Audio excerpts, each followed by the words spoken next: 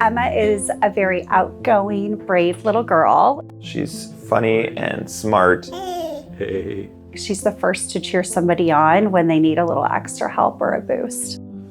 Mama. Can you say Dada? Dada. And she's an all-around great kid.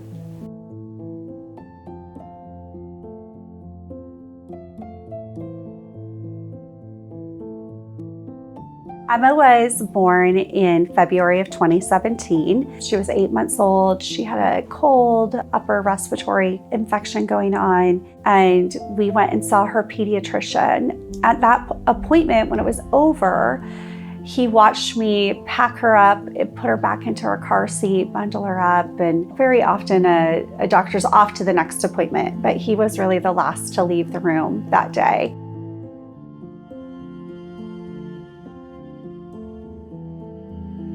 The next day he called and said that our appointment had been escalated at Seattle Children's and that the teams would be calling us to get us in the following day.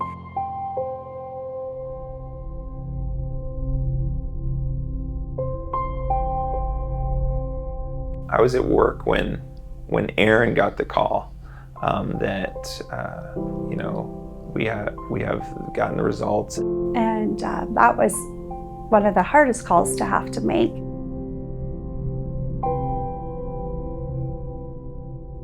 SMA stands for spinal muscular atrophy. It's a genetic condition where anything that tells your muscles to work do not get the appropriate message. In Emma's case, she had one of the more severe kinds.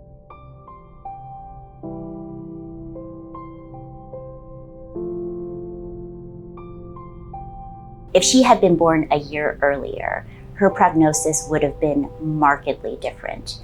Children born with SMA even a year prior to Emma did not really have a chance of living beyond 2 years of age at most.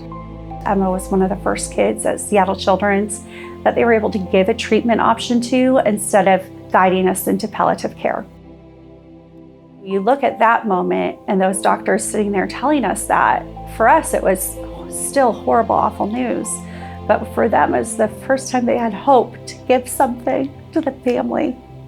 You see kids that didn't get that medicine is relatively close to their diagnosis as Emma, and just how different their lives are. Here she is 8 and the life expectancy was 2 to 4. So that medicine saves her life and has given her experiences that she wouldn't have had. Many families who have a child who has complex healthcare needs and for whom that there are many appointments, many admissions, they almost presume that they're going to become destitute over the care that their child is going to need, and are surprised that we really are going to take care of all of the balances that they may owe. One of the things that in my tenure we've always kept in mind is no one should ever lose their house because they needed financial assistance to take care of their child.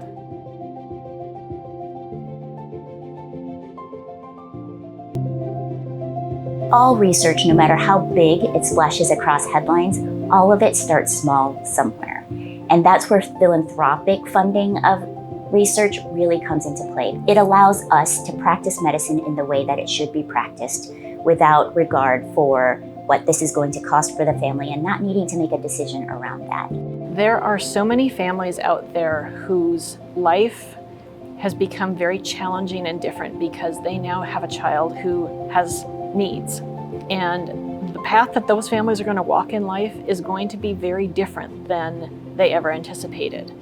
The way that our donors impact their life and take one big burden off their plate is beyond what can be imagined. If we lost the support of our donors, we would have to rethink what we're going to be able to offer to our families, and that's something we never want to do. With federal funding potentially changing, the need's going to be even greater. As children's resources change, now more than ever is a time to give. The people that you're helping, they get to see their kids grow and survive and live, and everybody should get to do that, right? We wouldn't get to do that if there weren't people that donated and helped her to get the medicine she needed. Emma today is a bright, sunny little girl. Good snow angels, Emma. when I think about Emma's future, I think she can do whatever she wants, and I hope I get to be there to help her achieve that. Nice.